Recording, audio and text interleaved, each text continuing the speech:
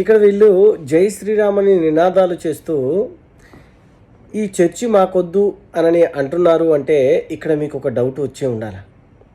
ఎరా అయ్యా, ఆ చర్చి నిర్మాణం చేస్తున్నప్పటి నుంచి అయిపోయేదాకా మీకు కళ్ళు తెరుచుకోలేదా? మరి అప్పుడు కావలసిన చర్చి ఇప్పుడు ఎందుకు వద్దనిపిస్తుంది? అప్పటి వరకు మీరేం చేశారు?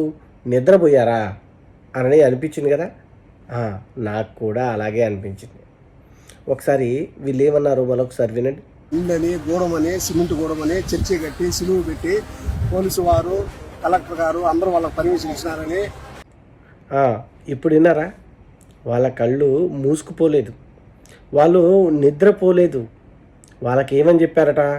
ఇది ఇల్లు అని, గూడౌనని ఆ విధంగా చెప్పి అక్కడ ఉన్న 200 కుటుంబాల మాలలను మబ్బబెట్టారట.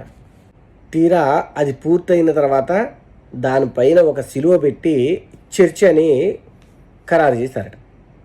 అప్పుడు వీళ్ళకి కనువిప్పు కలిగి ఇది గూడౌను ఇల్లు అని కట్టుకుని ఈరోజు సిలువ పెట్టి చర్చి అని చెప్తూ ప్రార్థనలు మొదలు పెడతారా అని చెప్పేసి అక్కడ ఉన్న 200 కుటుంబాలు మాలలు ఆ చర్చి ముందు కూర్చొని ధర్నా చేస్తున్నారు. మాకు ఈ చర్చి వద్దు, దీన్ని తక్షణమే తీసివేయాలి, దీనిపై చర్యలు తీసుకోవాలని చెప్పేసి అధికారులను కోరుతున్న పరిస్థితి.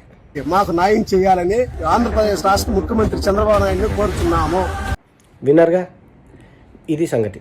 ఇప్పుడు నేను చెప్పబోయే విషయం ఏంటి అంటే, ఎక్కడైతే అన్య మతస్థులు వచ్చి ఇది ఇల్లు అనో లేకపోతే ఇంకేమైనా గూడౌన్ అనో లేకపోతే ఇంకేదో అనో అని చెప్పేసి నిర్మాణాలు చేస్తుంటారు కదా, చేసినప్పుడు మీరు వాళ్ళ మాటలు నమ్మి పూర్తయ్యేదాకా ఎదురు చూస్తూ పూర్తయిన తర్వాత మీరు ఈ పోరాటాలు చేయటం కంటే ముందే మీరు గ్రామ పంచాయతీ అయితే గ్రామ పంచాయతీ ఆఫీసులో, లేదా మున్సిపల్ కార్పొరేషన్ అయితే మున్సిపల్ కార్పొరేషన్ ఆఫీసులోకి వెళ్ళి ఇక్కడ వీళ్ళు ఒక నిర్మాణం చేస్తున్నారు, అది ఇల్లు నిర్మాణమా లేకపోతే గూడౌన్ నిర్మాణమా లేకపోతే ఇంకేదైనా అన్య మతస్థులకు సంబంధించిన ప్రార్థనా స్థలమా అనే విషయాన్ని కనుక్కోండి, ఎంక్వైరీ చేయండి.